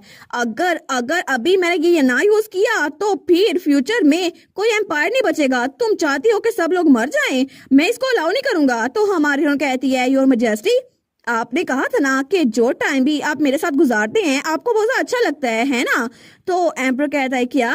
तो वो अपना हाथ छुड़वाते हुए कहती है मुझे भी आपके साथ टाइम गुजारा हुआ बहुत ज्यादा अच्छा लगता है, इसी वजह से आपको यहाँ पे जिंदा रहना होगा और मैं चाहती हूँ कि आप बहुत ज्यादा लंबी उम्र जिए और हमेशा मेरे साथ रहें, और मैं ये बात सच में कह रही हूँ दिल से। तो एम्परर वो कुछ बोलता नहीं है, लेकिन तब हमारी हीरोइन वो उसको देखी जा रही थी, वो कहती है कोई जवाब तो दे। तो एम्परर कहता है हाँ बिल्कुल मैंने ये कहा था और मैं भी ये सच कह रहा था। तो हमारी हीरोइन अपना हाथ छुड़वाते हुए कहती है बस मेरे लिए यही काफी है, मुझे यही चाहिए था। वो कहता है सिलिसिया ये मसला इतना भी सिंपल नहीं है ना, अगर तुमने ऐसे ही रेकलेसली पास को चेंज करने की कोशिश की तो फिर बहुत बड़ा मसला हो जाएगा, हमें नहीं पता कि क्या होगा। और वैसे भी मेरी मॉम ने बचपन में मुझे बताया था एम्पीरियल सिटीजन के लॉ के हिसाब से हम कभी भी टाइम को चेंज नहीं कर सकते, टाइम के पहिए वो हमेशा चलते रहते हैं और उस दुनिया में टाइम के ग्रेट स्पिनिंग व्हील्स उसको कोई और चेंज नहीं कर सकता सिवाय किसी खास क्रिएचर के। तो तभी ये बात हमारी सिली से बोलती है। तो एम्पर कहता है क्या तुम्हें ये सब कुछ कैसे पता? तो हमारी हीरोइन उसकी अगली लाइन बोलती है छोटे छोटे चेंजेस ही फ्यूचर को बदलते हैं, अगर हमने छोटे छोटे पार्ट्स को तोड़ दिया ना तो फिर पूरा का पूरा व्हील वो भी टूट सकता है, लेकिन ये सब कुछ मुझे पहले ही कोकोस बर्ड बता चुका है।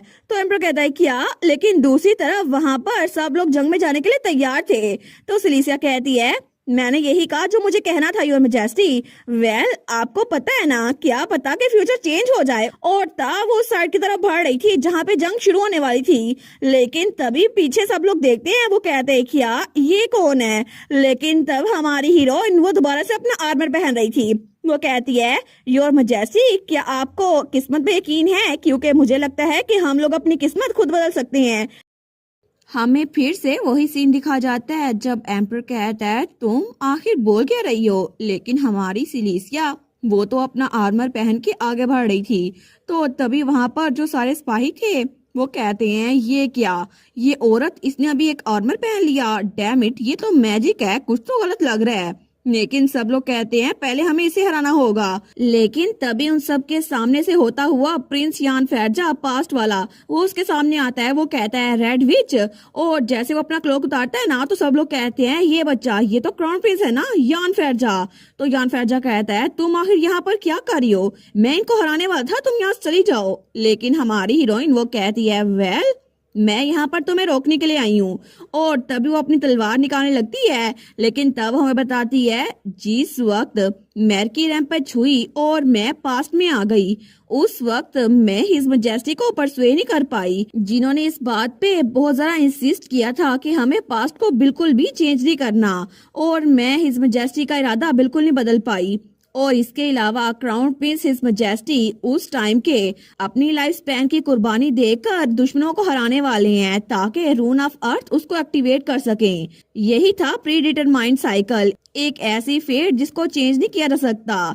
तो तभी उसे कोकस बर्ड की बात याद आती है जिसने कहा था ये दुनिया ये ग्रैंड साइकिल के अंदर चल रही है, यहाँ पे काउंटलेस इंटरलॉकिंग गियर्स हैं और टाइम और शेप ऑफ वर्ल्ड को क्रिएट करते हैं, लेकिन अगर तुमने एक भी गियर को बदला तो टाइम ऑफ फ्लो वो बदल जाएगा और इसकी वजह से पूरा का पूरा हिस्सा वो कोलैप्स हो जाएगा। लेकिन तब हमारी सिलिसिया छोटी थी और अपनी बुक पढ़ रही थी, तो कुकस बर्ड उसके पास ही बैठा था। वो उसके सर पे अपनी चूंच मारते हुए कहता है फोकस करो सिलिसिया।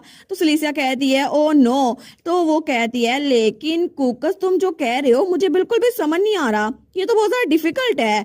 तो कुकस कहता है कोई बात नहीं, जब तुम बड़ी होगी ना तो नेचुरली तुम्हें समझ आ जाएगा। रूल ऑफ फेट जो मैं एक्सप्लेन कर रहा हूँ ना, तुम्हारी मदर आशा ड्रैगन उन्होंने इंसानों को पावर दी थी कि वो इस रूल को एक बार ब्रेक कर सके, और तुम अपनी लाइफ में ये जरूर करने वाली हो। और तब प्रेजेंट टाइम लाइन में वो कहता है उसका प्रूफ ये है ऑक्सफोर्ड क्रेटा जो तुम्हारे पास है। और तभी हमारी हीरोइन वो तलवार निकालती है जो कि उस आर्मर के साथ ही थी। लेकिन तभी वहां पर कुकस बर्ड भी आ गया था, वही फिनिक्स। वो कहता है ग्रेटेस्ट गिफ्ट जो कि ड्रैगन ने ह्यूमैनिटी के लिए छोड़ा था वो टाइम को चेंज करने का एक चांस था। और उस वक्त हमारी हीरोइन ने वो तलवार ऊपर उठाई थी। तो सब लोग कहते हैं क्या तुमने देखा एक बर्निंग बर्ड, कहीं ये डिवाइन बर्ड कुकस तो नहीं? इसके अलावा इसकी जरा बॉडी तो देखो, ये तो सच में हमें फिनिक्स ही लगता है। तो वहां पर प्रिंस यान फैरजा वो भी उसको देख रहा था। वो कहता है क्या रेड विच, आखिर तुम हो कौन? क्या तुम आशा ड्रैगन की डिसेंडेंट हो? तो हमारी हीरोइन उसने अभी तक वो आर्मर पहना हुआ था। तो तब कुकस बर्ड वो उसके कंधे पे बैठते हुए कहता है तुमने क्रेटा तलवार निकाल ली तो क्या तुम अपने चांस को इस्तेमाल करने वाली हो? तो साशा कहती है बिल्कुल। वो कहता है ठीक है तो डिसाइड करो यहाँ की नई fate, daughter of Asha dragon. और तभी हमारी हीरोइन वो कहती है मैंने डिसाइड कर लिया, आज के दिन इस जगह पर कोई भी नहीं मरेगा। और वहां पर बहुत सारे लोग थे, लेकिन हमारी हीरोइन ने जैसे इस बात का ऐलान किया था ना तो उन सबके हथियार वो हवा में गायब हो रहे थे। वो लोग कहते हैं मेरा हथियार, दूसरे की तलवार भी गायब हो रही थी। और तभी सब लोग वहां पे झुक गए थे। वो कहते हैं ऐसा तो हो नहीं सकता कि हम बिना तलवार के बिना हथियार के जीत सके। आशा की डिसेंडेंट और एक डिवाइन बर्ड, ये जंग तो बिल्कुल खत्म हो चुकी है। और तभी वहां पर यान फैरजा वो भी हमारी हीरोइन के सामने झुकता है और उसकी तलवार अभी तक गायब नहीं हुई थी, लेकिन वो हमारी हीरोइन के सामने झुका हुआ था। वो कहता है थैंक यू सो मच रेड विच इस वार को खत्म करने के लिए। तो हमारी हीरोइन वो सोचती है लगता है ये काम बन गया। और तभी वो अपनी तलवार उसके कंधे पे रखती है और एक तरह से उसने उसे नया किंग अलाउ कर दिया था। तो सब लोग कहते हैं ये पावर, ये डिवाइन पावर जो हवा में फैल रही है, इसका मतलब है कि सच में डिसेंडेंट ऑफ आशा ने एक नया रूलर चूज कर लिया है। और सबको पता चल गया था कि नया रूलर कोई और नहीं एम्परर यान फैरजा ही होने वाला है। तो सब लोग कहते हैं हम लोग सरेंडर करते हैं, हम लोग सरेंडर करते हैं, हमारा एम्परर तो पहले ही मर चुका है। लेकिन दूसरी तरफ हमारे फ्यूचर वाला एम्परर यान फैरजा खड़ा ये सब कुछ देख रहा था। उस बेचारे को तो यकीन ही नहीं हो रहा था। वो सोचता है क्या ये सब कुछ खत्म करना इतना आसान था? इस जैसी एक वार को खत्म करना ये तो उसके लिए बिल्कुल इजी था। और तब वो दूर अपने आप को और हमारी हीरोइन को देख रहा था, लेकिन तभी उसके पास कुछ रोशनी जगमगाती है। तो वो उस तरफ देखता है तो वहां पे प्रिंस नासिर था जो कि अपने मैर को यूज करके और उस थ्योरी को पूरा करते हुए वहां पर पहुंच चुका था। वो कहता है लॉर्ड नासिर। तो नासिर कहता है एम्परर यान फैरजा आप यहाँ पर हैं, जल्दी करें, हम किसी तरह स्पेस टाइम कनेक्शन कोऑर्डिनेट बनाने में सक्सेसफुल हो गए हैं, लेकिन मेरे पास ज्यादा टाइम नहीं है, ये सर्कल कभी भी खत्म हो सकता है, तो आपको यहाँ पर आना होगा। लेकिन साशा के बारे में क्या, वो कहाँ पर है? तो हमारा एम्परर दूसरी तरफ देखता है तो साशा को भी तभी एहसास होता है। वो सोचती है क्या ये तो मेरी एनर्जी है ना, क्या ये रेस्क्यू टीम है? लेकिन तब उसने तलवार वहां पे प्रिंस यान फैरजा कंधे पे रखी हुई थी। तो तभी प्रिंस यान फैरजा कहता है रेड विच। तो हमारी उसकी तरफ देखती है। वो कहता है क्या मैं पूछ सकता हूँ कि आखिर तुमने मेरी जान क्यों बचाई और ये सब कुछ ऐसा क्यों था? तो हमारी हीरोइन अपनी तलवार को देखती है और तब उसके पास होती है, उसके कान में कहती है वेल एक्चुअली। और तब वो कहती है मैं तुम्हारी फ्यूचर वाइफ हूँ। और तब वो ब्लश कर रही थी, लेकिन ये कहते ही वहां से भागती है। तो प्रिंस यान फैरजा कहता है क्या मेरी फ्यूचर वाइफ? लेकिन तभी वहां पर एम्परर यान फैरजा उसकी तरफ हाथ बढ़ाता है। वो कहता है सिलीसिया जल्दी करो। और तब वो मैजिक सर्कल गायब हो रहा था, लेकिन हमारी हीरोइन ने उसका हाथ पकड़ लिया था और बड़ी मुश्किल से ही, लेकिन वो लोग वहां पे पहुंच चुके थे। तो तभी प्रिंस यान फैरजा और एम्परर यान फैरजा दोनों की नजरें एक दूसरे से टकराती हैं और हमारे यान फैरजा का रून मैजिक वो भी गायब हो गया था और उसकी आंखों और बालों कलर वापस से नॉर्मल आ गया था और इसलिए यान फैरजा ने उसको पहचान लिया था। लेकिन तभी वो लोग वहां से गायब हो रहे थे और तब एम्परर उसको मुड़ के देखता है और थोड़ी देर बाद वो मैजिक सर्कल और उसके साथ प्रिंस नासिर, हमारी सिलीसिया और एम्परर यान फैरजा तीनों गायब हो गए थे। और तभी पास्ट वाला प्रिंस यान फैरजा वो सोचता है सच में तो ये ऐसे होना था, मुझे लगा नहीं था कि मैं बड़ा होकर इतना इम्प्रेसिव बनूंगा। एज एक्सपेक्टेड मेरी मेहनत काम आ गई। लेकिन सारे के सारे पीछे वाले लोग कहते हैं एम्परर क्या हुआ आपको? और तब प्रेजेंट में प्रिंस नासिर वापस आ गया था और उसके साथ ही हमारी सिलीसिया और एम्परर भी वो लोग वहां पे गिरते हैं। लेकिन तब वहां पर हर कोई था तो सारे के सारे उनकी तरफ भाग के आ रहे थे। वो कहते हैं सच में आप लोग वापस आ गए, अनबिलीवेबल, ये तो एक्चुअली पॉसिबल है। तो तब उनका मैजिक सर्कल कैलकुलेशन सबको सक्सेसफुल हो गया था। तो मिरी हमारे एम्पर के पास आते हुए कहता है सर आप ठीक तो है ना? तो एम्पर कहता है वेल सब लोग यहाँ पे गैदर है ना? मिरी कहता है ऑफ कोर्स योर मैजेस्टी, क्या आपको कहीं चोट लगी है? सबसे पहले आपको रेस्ट करना होगा। लेकिन तब क्लेरेंस हमारे हीरोइन के पास थी, तो वो उसको देख रही थी। वो कहती है शुक्र है तुम बच तो गई। लेकिन एम्पर मिरी की बात नहीं सुनता और हमारी सिलीसिया को अपनी तरफ करते हुए कहता है नहीं, सबसे पहले हमें जो काम करना है वो है शादी। हमारी शादी की प्रिपरेशन शुरू करो क्योंकि हमारी वेडिंग वो हम सही तरह से करेंगे। और उस वक्त एम्पर की आंखें वो बिल्कुल ब्लू थी जैसे कि उसके भाई की आंखें थी। इसका मतलब है कि पास चेंज होने की वजह से उसकी बीमारी वो भी खत्म हो चुकी थी और अब सच में उन दोनों की शादी बाकी रह गई है। हमें हमारी सिलीसिया बताती है जो वक्त मैंने और एम्पर ने पास्ट में गुजारा था वो वहाँ पे 2 दिन थे, लेकिन यहाँ पर 10 दिन गुजर चुके थे। और तब एम्बर उसके सामने थी। वो कहती है कितने लंबे अरसे बाद मैंने अपनी डॉक्टोरल स्टडी के बाद इतनी लंबी वेकेशन ली है और मैं तो यहाँ पे रुकी रही थी। तो पीछे रायन भी था। वो कहता है लेडी नेथली उन्होंने भी आपके रिटर्न में बहुत इंपॉर्टेंट रोल अदा किया है। तो हमारून कहती है मैं तो आप सबके मकरूज हूँ। और रायन ने एम्बर के कंधे पे हाथ रखा हुआ था, ऐसा लगता है कि उनकी जोड़ी बनने वाली है। तो हमारी एम्बर कहती है ये सिर्फ हमारी कंट्रीब्यूशन नहीं थी, नेथली ने भी बहुत ज्यादा कैलकुलेशन की और इसके अलावा prince Nasir northern grand duke उन्होंने भी कोऑपरेट किया और बाकी इंपीरियल ऑफिशियल भी हमारे साथ शामिल थे। सब ने हमारे साथ बहुत ज्यादा काम किया। तो हमारून कहती है फिर तो आप लोगों ने बहुत ज्यादा मेहनत की होगी, थैंक यू सो मच, आप लोग की वजह से हम पास्ट से प्रेजेंट में आ सके। तो एम्बर कहती है लेकिन फिर अगर तुम पास्ट में गई थी तो तुमने वो इनक्रेडिबल सीन वो देखा होगा है ना अपनी आंखों से। तुमने miracle of Carrion plains वो खुद अपनी आंखों से देखा था है ना? तो हमारून सोचती है क्या, कौन सा? वो सोचती है बिल्कुल, अब जब मैं प्रेजेंट में आई हूँ ना तो मुझे पता चल रहा है कि मेरे वापस आने से पास्ट भी चेंज हो गया है। लोगों की मेमोरीज जो पहले अलग थी वो बिल्कुल चेंज हो गई है। हालांकि रिकॉर्ड्स में जो मटेरियल था वो भी चेंज हो चुका है। 10 साल पहले जब फैरजा एम्पायर बिल्कुल हारने वाला था तो अचानक से डिसेंडेंट ऑफ आशा और डिवाइन बर्ड वो अचानक से कैरी ऑन प्लेन पर उतरे और वही सब कुछ हुआ जो कि पास्ट में हुआ था। उस वक्त किसी को भी मारे बगैर जब आशा ड्रैगन के डिसेंडेंट ने प्रिंस यान फैरजा उसको एम्पर बनाया तो सबने ये बात मान ली और तब आशा ड्रैगन के प्रोटेक्शन की वजह से प्रिंस यान फैरजा सबका एम्पर बन गया। और वो सारे के सारे सोल्जर्स जो कि वहां लड़ने के लिए आए थे उन सब ने हार मान ली और उन सब ने अपना नया रूलर किसी और को नहीं एम्पर यान फैरजा को मान लिया और इस तरह पूरा एम्पायर वो एक मिराकल की वजह से जीत गया। और ये सारी स्टोरी कुछ ऐसी बन गई। लेकिन तब वो दिल में सोचती है चलो अच्छा हुआ, अंत भला तो सब भला, ये सब कुछ अच्छे से तो हो गया। लेकिन फिर भी सबके मेमोरीज जैसे चेंज हुई है ना, मुझे थोड़ा अजीब लग रहा है। ये तो बिल्कुल ऐसा ही है जैसे मैं किसी और दुनिया में आ गई हूँ। तो तभी उसके साथ ही वहाँ पर कोकोस बर्ड आता है। वो कहता है तुमने सबको नेचुरली चेंज कर दिया, सबकी फेट चेंज हो चुकी है, तो क्या तुम्हें कोई पछतावा है सिलीसिया? तो सिलीसिया कहती है नहीं, बिल्कुल भी नहीं, मुझे कोई पछतावा नहीं है। वार पीसफुली खत्म हो चुकी है, मैंने हजारों लोग की जानें बचाई, बल्कि करोड़ों लोगों की।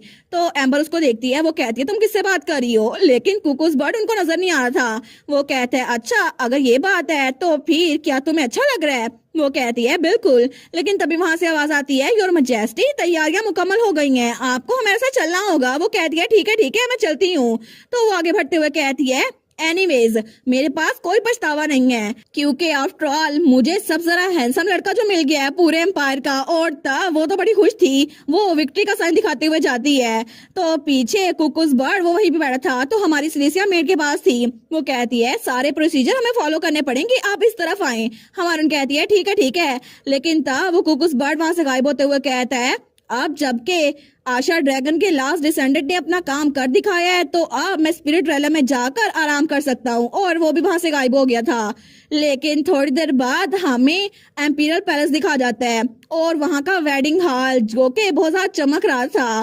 तो तब वहां पे हमारा एम्पर और एम्प्रेस आए थे। तो वो सोचती है हमारी शादी ये तो ग्रैंड हॉल में रखी जा रही है, यहाँ पर बहुत सारे लोग हैं और फाइनली लाफुल तरीके से सबके सामने हमारी शादी हो रही है। लेकिन वो सोचती है ओ ऑनेस्टली इतना लंबा टाइम लगा तैयार होने में, और ये ड्रेस कितना भारी है ना, कितना अनकंफर्टेबल लग रहा है, मुझे तो यहाँ खड़ा होना भी मुश्किल लग रहा है, लेकिन फिर भी चलो कोई बात नहीं। तो तब वो एम्पर की तरफ देखती है, वो सोचती है ये सब कुछ मैं बर्दाश्त कर लूंगी क्योंकि मेरा हस्बैंड बहुत ही ज्यादा हैंडसम है, इसकी वजह से तो मैं सब कुछ बर्दाश्त कर सकती हूँ ना। और वहां पे एम्पर खड़ा बहुत ही ज्यादा हैंडसम लग रहा था, लेकिन तभी वो कहता है साशा जरा सामने देखो ना। वो कहती है जी, और मेजेस्टी वो बेचारी तो घबरा गई थी कि वो एम्पर को छुप के देख रही है। तो तब वो प्रीस्ट को देखती है जो कि हाइपो भी था। तो हमारी हीरोइन सोचती है अब तो प्रीस्ट को भी कोई फर्क नहीं पड़ता, उसको तो अब हमारी याद हो चुकी है।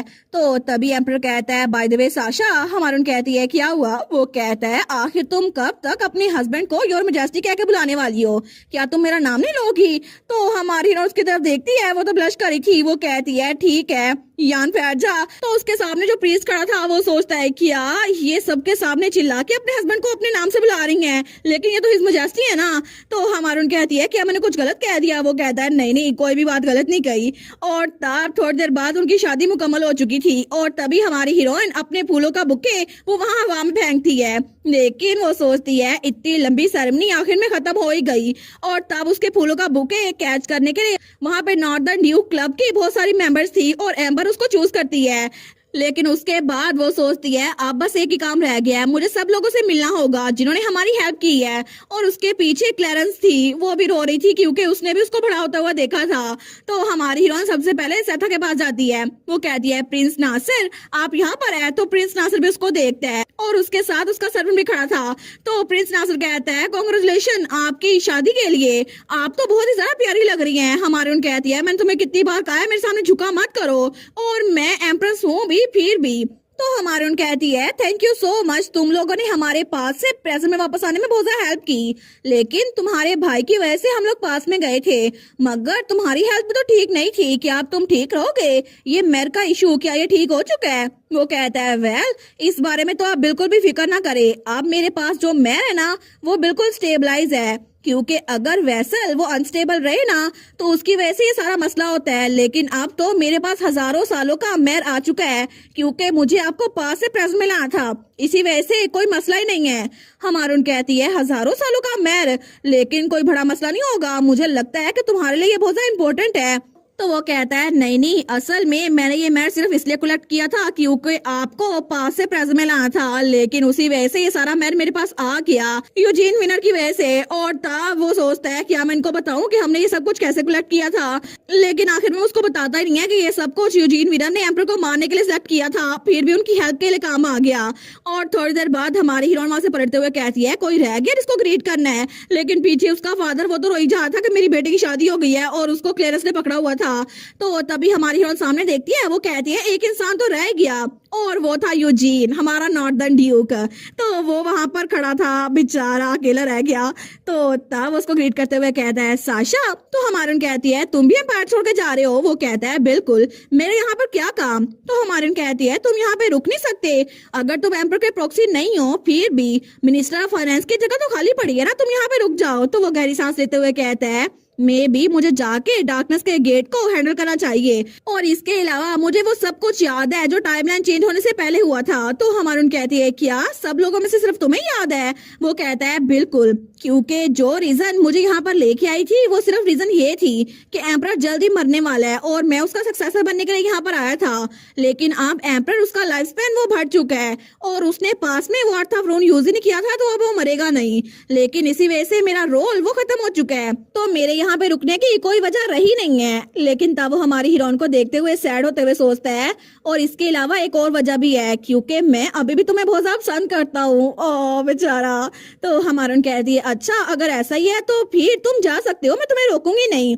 तो वो उसकी तरफ हाथ बढ़ाते हुए कहता है वेल मैं कहीं जाके छुपने नहीं वाला, वैसे भी मैं अपना बिजनेस उसको कंटिन्यू करूंगा, तो अगर तुम चाहो, अगर तुम बोर हो जाओ तो मेरे पास आ सकती हो, ठीक है। तो हमारी हीरोइन से हाथ मिलाते हुए कहती है ठीक है मैं ऐसा ही करूंगी यूजीन। लेकिन उसके बाद उसने बहुत सारे नोबल से और एम्पीरियल फैमिली के लोगों से हाथ मिलाया और सबको ग्रीट किया। लेकिन इतना सब कुछ करने के बाद वो और एम्पर तो बिल्कुल थक गए थे, तो वो अपने कमरे में आके बेड पे लेटे हुए थे। तो दोनों कहते हैं चलो ये सब कुछ खत्म तो हो गया।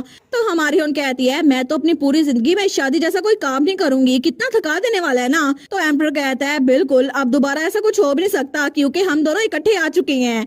और तब वो सिलिसिया को देखते हुए कहता है लेकिन अब हम दोनों अकेले हैं, तुम मुझसे कंफर्टेबली बात कर सकती हो। वो कहती है बिल्कुल कर सकती हूँ। लेकिन तब वो कहती है हनी अब आगे हम क्या करें। तो एम्पर कहता है मैं तो प्लान कर रहा हूँ हमारे हनीमून के लिए हम लाकाई आइलैंड पे जाएं क्योंकि वो जगह सबसे अलग है, तो ये जगह हमारे लिए अच्छी होगी। तो हमारी हीरोइन सोचती है ये तो वही जगह है ना जहाँ पे एम्प्रेस को 10 साल गुजारने थे अगर हमें डाइवोर्स हो जाती।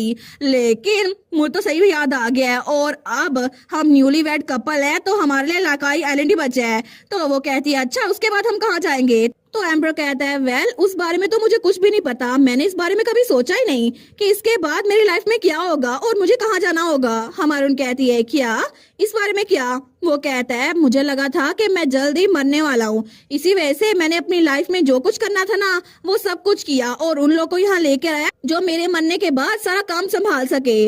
लेकिन अब आगे जो कुछ भी करना है ना वो हम दोनों इकट्ठे डिसाइड करेंगे क्योंकि मुझे कोई आइडिया नहीं है। तो सिलिसिया उसका हाथ पकड़ते हुए कहती है इट्स ओके, अब मैं आपके साथ हूँ तो हम लोग बहुत सारी एक्साइटेड चीजें करने वाले हैं और हम लोग को अभी पूरे एम्पायर भी घूमना है एक बार फिर से। वो सोचती है क्योंकि जिंदा रहने की यही तो ब्लेसिंग है, हम कहीं भी जा सकते हैं। तो तब एम्पर यान फैजा वो भी स्माइल करता है। वो कहता है बिल्कुल जैसा तुम कहोगी ना मैं वैसा ही करूंगा सिलिसिया।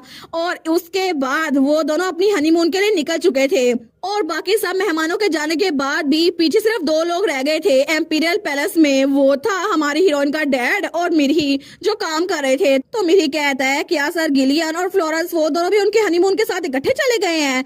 तो हमारी हीरोइन का डैड आइजक कहता है वेल मुझे लगता है कि उनको गार्ड की जरूरत थी ना इसी वजह से, लेकिन कैपिटल में कितना काम होता है ना ये तो बहुत बड़ा मसला है, मुझे तो जल्दी जाकर अपने स्टेट को विजिट करना चाहिए। तो मिर्ही कहता है मैं एग्री करता हूँ, पता नहीं मैं कितने सालों से अपने घर ही नहीं गया। लेकिन तब आइजक कहता है अभी तक मैंने सर रायन को नहीं देखा, वो कहाँ पर है। मिर्ही कहता है बिल्कुल मैंने भी नहीं देखा, पता नहीं शायद वो किसी ऑफिशियल बिजनेस से कहीं पे गए हैं, लेकिन कहाँ पर, क्या उन्होंने कोई नई हॉबी तो नहीं चूज कर ली। और रायन वो तो नॉर्दर्न ड्यू के क्लब में था क्योंकि वो एम्बर को सीक्रेटली डेट करा था और अब एम्बर और रायन मिल के नॉर्दर्न ड्यू को क्लब चलाने वाले थे और इसी वजह से किसी को भी रायन के बारे में कुछ नहीं पता था। लेकिन इसी के साथ उनकी स्टोरी यहाँ पर खत्म हो गई और हमारी हीरोइन वो अपने हस्बैंड एम्बर के साथ हनीमून मनाने के लिए गई थी। लेकिन ये कहानी ये तो कंप्लीट हो चुकी है और ये कहानी तो बहुत ही ज्यादा मजे की लगी मुझे। फर्स्ट सीजन तो बहुत ही ज्यादा औसम था लेकिन सेकंड सीजन ये थोड़ा जल्दी खत्म हो गया, जैसे बड़ी जल्दी में इन्होंने खत्म किया हो फिर भी बड़ा मजा आया। तो आप लोग बताइएगा आप लोग को मेन स्टोरी कैसी लगी। अभी तक इसकी साइड स्टोरीज नहीं आई जो कि फ्यूचर में आएंगी, मैं उसको तब एक्सप्लेन करूंगी। लेकिन ये कहानी आपको कैसी लगी और आपका फेवरेट कैरेक्टर कौन सा था मुझे बताइएगा। मेरी फेवरेट कैरेक्टर तो हमारी सिलिसिया थी, हमारी साशा बहुत ही ज्यादा क्यूट। तो आप लोग का फेवरेट कैरेक्टर कौन सा है और मजीद वीडियोस देखने के लिए चैनल को सब्सक्राइब कर लें और वीडियोस को लाइक कर दे। Thank you so much for watching my videos and bye bye, take care।